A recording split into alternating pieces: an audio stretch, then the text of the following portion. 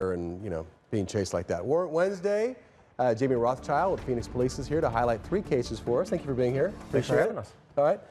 You had your own chase yesterday. That was I'm biased because I'm employed by Phoenix, but when you look at how things happen around the nation, the tactics that were used, nobody got hurt. I just thought it was, watching it, just a viewer on TV, I thought it was the best possible, well, it was nobody else got hurt, and that was what they hoped for. And they thought that this guy was shooting at officers earlier in this chase, and so they obviously are thinking we've got to totally arm ourselves and be ready to go when we stop him, right? I will say that Phoenix does a magnificent job of balancing public safety with the safety of the public, if that makes sense. Right. Taking care of the bad people, but protecting the people who aren't committing crimes. I thought it was great. Okay.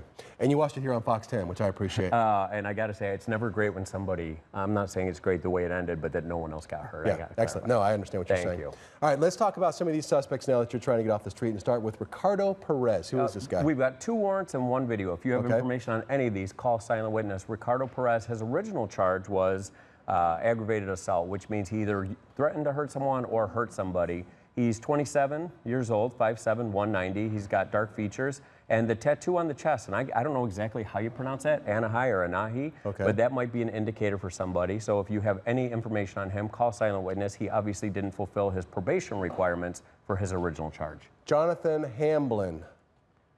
30 years old, 5'7", 160. Now, his original charge was theft of means of transportation, so I'm imagining he probably stole at least 1 motor vehicle and also didn't fulfill his probation requirement. So if you have information on either of these guys, call Silent Witness. On Jonathan, a couple tattoos that might stand out. He's got the skateboard on the left arm and the word Jenna on his neck. Okay. And now let's talk about this Taco Bell thing that you actually have some video of. Okay. And so we featured this originally on Fox 10 on Saturday. This guy has not been located or caught yet. Okay. He walks into a Taco Bell.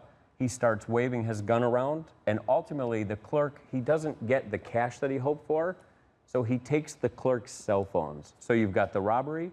You've got 2 aggravated assaults where he's holding the clerks at gunpoint, and then he leaves as somebody's waiting for him in a light-colored SUV.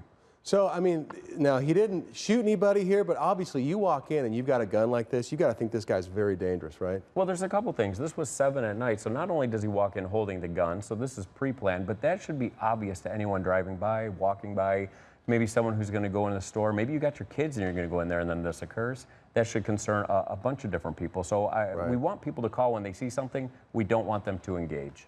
Okay, so how do people get a hold of you if they need to, or if they have any information on this? 480-WITNESS, Silent Witness, 24/7. You can call. You'll remain completely anonymous, and you could get a cash reward if your information leads to the arrest of any of these.